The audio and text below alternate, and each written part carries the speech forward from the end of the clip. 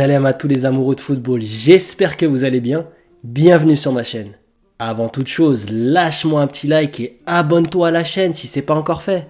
Sache que je refuse tout revenu venant de la publicité YouTube. Donc si tu as envie de me soutenir et surtout soutenir la chaîne et son développement, n'hésite pas à souscrire. Tu peux souscrire à la chaîne en cliquant sur le bouton rejoindre ou me soutenir en allant sur mon compte Utip. Tous les liens sont dans la description. N'oublie pas aussi que je suis présent sur tous les réseaux sociaux. Dans cette nouvelle vidéo, je vais vous donner mon avis intégral sur cette équipe du PSG et le club en général. Je précise d'avance, je ne suis pas un supporter du Paris Saint-Germain, ni de l'Olympique de Marseille et ni même du Real Madrid. Je supporte un autre club français mais je reste totalement objectif dans mes analyses. À chaque fois que j'ai tenté de développer mes arguments auprès de certains supporters parisiens, qu'est-ce qu'ils faisaient? Ils se bouchaient les oreilles et ils avaient rien envie d'entendre. Parce que forcément, quand tu as des milliardaires qui arrivent dans ton club, tu penses que ton club ça va devenir le meilleur du monde et du coup les critiques tu veux plus les entendre. À chaque fois que tu entends des critiques, tu penses que les gens sont jaloux, qu'ils en veulent à ton club, qu'ils ont la mort par rapport à la réussite de ton club. C'est faux. Pour faciliter la lecture de cette vidéo, je vais la diviser en 3 parties. On reviendra brièvement sur l'histoire récente du Paris Saint-Germain et surtout l'arrivée des Qataris. La deuxième partie consacrera les critiques acerbes que j'ai à faire envers les Qataris et cette équipe du PSG. Et enfin, je donnerai les raisons de l'échec du Paris Saint-Germain et cette gestion du club désastreuse. On commence tout de suite. Le Paris Saint-Germain, c'est le grand club de Paris, le club star en France. Un club qui a toujours été détesté par les provinciaux. C'est dans son ADN, mais ce sentiment, ça a toujours été un sentiment naturel. Paris, au-delà d'être la capitale de la France, se veut être aussi le phare de la France, le phare du monde. Les Parisiens, ils regardent toujours de haut les provinciaux. Ils pensent que les gens en province sont des pauvres paysans qui n'ont pas encore évolué. Et ils aiment cette posture. De l'autre côté, les provinciaux, forcément, ils haïssent les Parisiens et ils les jalousent d'une certaine manière.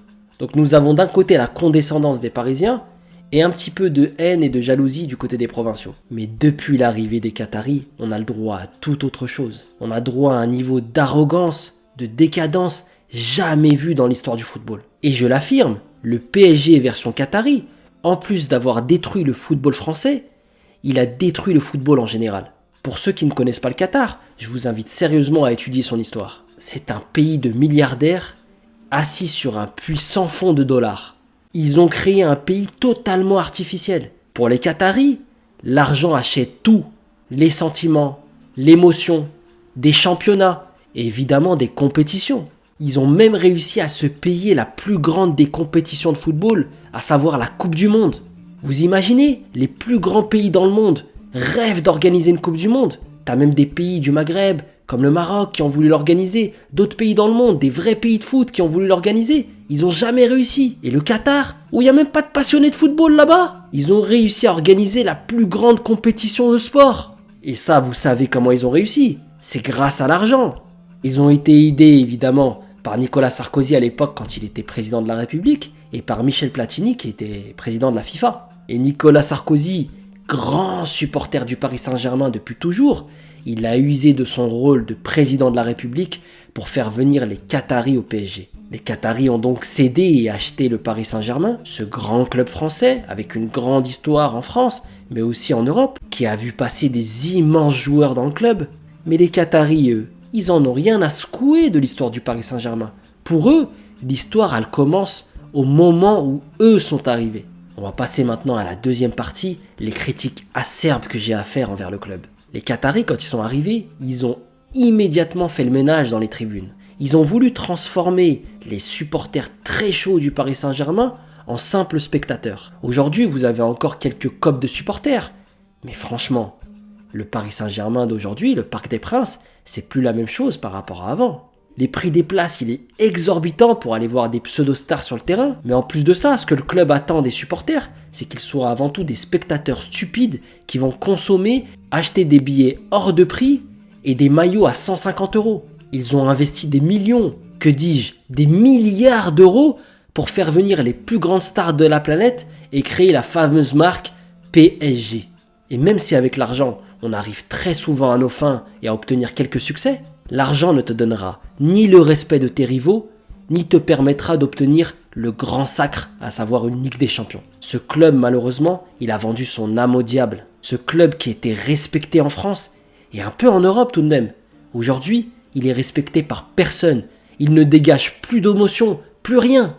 C'est un club riche, sans émotion, alors qu'avant c'était un club pauvre, mais qui dégageait beaucoup d'émotions. Je vous le dis tout de suite, si le club qui est dans mon cœur, il prenait la décision de vendre à ce type de personnes, c'est-à-dire des Qataris, je serais dégoûté et je ne suivrais plus jamais cette équipe. Malheureusement, beaucoup de supporters du Paris Saint-Germain, par leur amour du club, leur aveuglement, ils se sont dit c'est bon, les Qataris sont venus à Paris, on va devenir l'un des plus grands clubs du monde, et tous ceux qui sont pas d'accord avec ça, ce sont que des jaloux. Mais les gars, quel club peut se permettre de dépenser 400 millions d'euros sur le marché des transferts en une fois? Qui peut donner des salaires comme ceux du PSG? Et surtout, quel club peut refuser 200 millions d'euros du Real Madrid pour un de tes joueurs qui va être libre dans 6 mois? On n'est pas dans la décadence, on est dans un truc totalement irrationnel. Fort heureusement, beaucoup de supporters du PSG aujourd'hui se rendent compte des choses. Ils se rendent compte que l'époque du Paris Saint-Germain sans les Qataris, avec les Roten, El Karkouri, Paoletta, Yepes, mais c'était beaucoup plus sympa à regarder. D'accord, ton équipe elle perdait, elle avait peut-être pas le niveau d'aujourd'hui, mais honnêtement, il te procurait des émotions, il y avait quelque chose. Et pour les autres aveugles qui ont encore rien compris, vous en avez pas marre d'attendre février ou mars pour avoir un minimum d'émotion? Oh, votre équipe elle joue 2 ou 3 fois dans l'année. Et vous êtes là, vous attendez février ou mars pour commencer à vibrer. Le classico au MPG, il a même plus de valeur. Les rivalités qu'on pouvait avoir entre Monaco et le PSG, Paris et Bordeaux, l'Olympique Lyonnais et le PSG.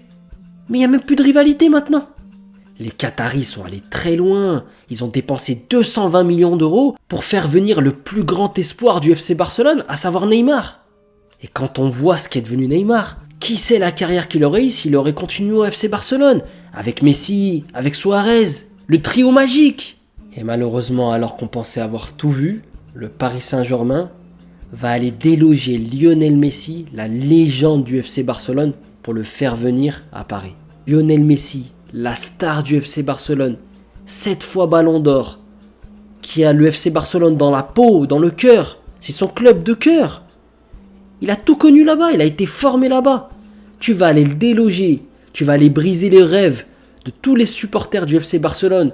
Tu vas aller mettre de la haine chez tous les supporters du football dans le monde. Parce que la plupart des gens dans le monde, ils ont été en colère de ce transfert. Ils se sont dit, mais c'est quoi ça? C'est quoi ce club? Ça a dégoûté tout le monde. Après, les Parisiens, ils peuvent faire encore leurs arrogants. Mais nous, on s'en fout. On fait venir tout le monde. On est là pour briser des rêves, etc. Mais c'est quoi cette attitude-là? C'est normal que vous êtes détesté dans le monde.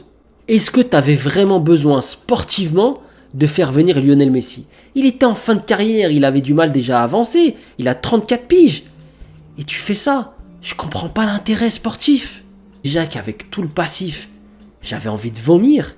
Mais là, quand ils ont fait venir Lionel Messi à Paris, franchement, j'en ai mis plein mes baskets. Pourquoi pas laisser Lionel Messi finir sa carrière au FC Barcelone? Pourquoi briser les rêves de milliers de supporters? Et le pire, c'était que c'était le rêve aussi de Messi de finir sa carrière à Barcelone. C'est incompréhensible. Financièrement, sportivement, à tous les niveaux, c'est une erreur dramatique. Et même si l'argent achète tout, ils sont tombés sur le seul joueur pour qui l'argent ne compte pas, au point de laisser tomber tous ses rêves et ses ambitions. Et ce joueur, vous le connaissez tous, c'est Kylian Mbappé. Et franchement, c'est une super nouvelle et c'est rafraîchissant. Franchement, Kylian Mbappé, il a tous mes respects s'il part du Paris Saint-Germain. Parce que ça voudra dire que l'argent ne triomphe pas de tout dans la vie. Franchement, déjà, voir des personnalités comme Marquinhos, Hakimi, Mbappé dans ce club, je te dis, mais attends, ils sont pas du tout compatibles avec cette image des Qataris. Et moi, je trouve qu'ils ont gâché leur carrière en restant dans ce club. Là, il y a beaucoup de supporters parisiens qui vont m'en vouloir et qui vont me mettre beaucoup de dislikes. Mais honnêtement, si vous avez envie d'écouter jusqu'au bout, la dernière partie va commencer. Je vais vous dire tout de suite ce qu'il en est de l'échec du club et les raisons de cet échec. Les raisons, elles sont très simples. Rappelez-vous à l'époque, les joueurs en fin de carrière, ils partaient au Qatar ou dans des pays exotiques, aux États-Unis récemment, pour pouvoir finir leur carrière, signer un dernier gros contrat. C'était comme ça que ça devait se passer et c'était très bien ainsi. Les joueurs, ils partaient à 34-35 ans, signaient un dernier contrat, mais au moins ils finissaient leur belle carrière en Europe. Mais avec l'arrivée des Qataris au Paris Saint-Germain, la donne a changé. Les joueurs en fin de carrière maintenant, ils se disent que le pays exotique, il n'est plus au Qatar, aux États-Unis ou dans d'autres régions. Maintenant, le pays exotique, il est à Paris. Et c'est beaucoup plus sympa de finir ta carrière à Paris que d'aller au Qatar, dans un désert ou dans des pays bizarres. Aujourd'hui, les joueurs, leur pays exotique, c'est Paris. Les joueurs, ils viennent donc à Paris, dans un club qu'ils ne connaissent même pas, avec une histoire qu'ils ne connaissent même pas. Ils n'ont aucun respect ni pour l'institution, ni pour le club, ni pour son histoire. Ils n'y viennent que pour une chose, un salaire indécent. Rappelez-vous de l'interview de Zlatan Ibrahimovic après son départ du PSG. À la question « Qu'est-ce qu'il vous manque du PSG ?», il répondait avec un grand sourire « Mon salaire ». Quand vous entendez ça, ça dit tout. Les joueurs, le coach, le directeur sportif, absolument personne ne respecte ce club. Lorsqu'un joueur est super bon au PSG, les Qataris, comme ils pensent encore qu'on est autant des esclaves et que les joueurs sont leurs prisonniers, ils vont sortir les valises d'argent pour le forcer à rester et à ne jamais quitter le club. On l'a vu à l'époque avec Marco Verratti qui était courtisé par le FC Barcelone, qui aurait pu former un milieu exceptionnel à Barcelone. On l'a vu, ils ont tout fait pour le faire rester, ils l'ont bloqué et finalement on voit aujourd'hui ce que vaut Verratti. C'est un très bon joueur, il est exceptionnel. Mais honnêtement, je pense qu'il aurait été bien meilleur s'il était parti à Barcelone. Et quand le joueur est sous-performant, il est mauvais, comme la 90% des joueurs de ce club, le PSG est incapable de le vendre. C'est normal, il leur donne un salaire indécent. Quel club va mettre des centaines de milliers d'euros de salaire pour un joueur qui est mauvais et qui a un salaire indécent? Et évidemment, le joueur aussi, il ne voudra jamais partir du club. On le voit avec Kurzawa, on le voit aussi avec Draxler, ce type de joueurs qui sont venus, qui ont un salaire hors norme, bien au-dessus de leur talent. Mais ces joueurs-là, vous croyez vraiment qu'ils vont partir du Paris Saint-Germain? Mais jamais de la vie. Imagine-toi, t'es livreur à la poste, on te propose 15 000 euros par mois, est-ce que tu vas quitter la poste? Alors que normalement, tu devrais te payer 1 500 euros par mois. Mais jamais de la vie. Du coup, le PSG se retrouve avec une quantité énorme de joueurs totalement inutiles, qui sont nuls sur le terrain. Et le pire dans tout ça, c'est que chaque joueur ou chaque coach qui quitte le PSG, tout d'un coup, il devient super fort. Pourquoi? Parce que dans les autres clubs, il y a une institution, il y a des valeurs, il y a un respect à avoir. On se rappelle tous d'Unai Emery quand il est parti du PSG. D'un coup, il s'est mis à gagner. Il a gagné l'Europa League après son limogeage. On a eu aussi Tuchel qui est parti du PSG. Il a gagné 6 mois après la Ligue des Champions. Thiago Silva, pareil. Le licenciement ridicule de Carlo Ancelotti à l'époque. L'un des plus grands entraîneurs de l'histoire. Tu le vires parce qu'il n'a pas gagné le championnat. Mais c'est n'importe quoi. Et pour Pochettino, je vous le dis tout de suite, c'est un très bon entraîneur. Ça sera exactement la même chose. Là où il ira, il aura du succès.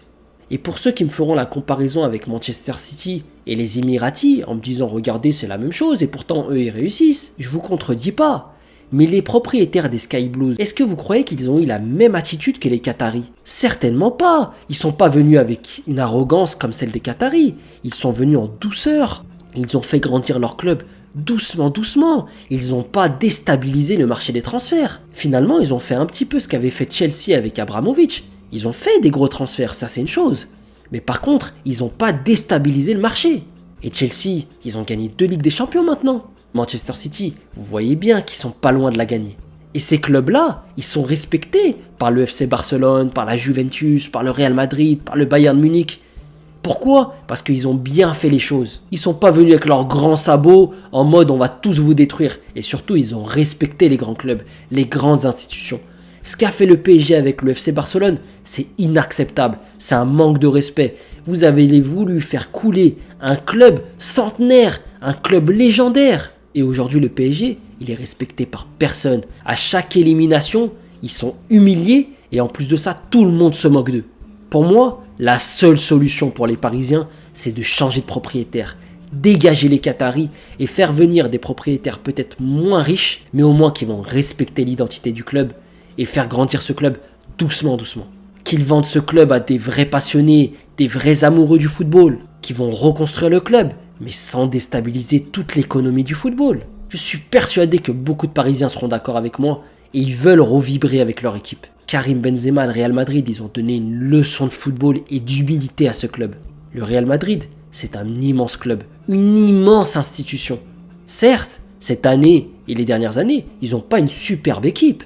Mais le poids de l'histoire, ça les rend capables de tout en Europe. Ils peuvent battre n'importe qui. Alors que le PSG, ils peuvent perdre contre n'importe qui.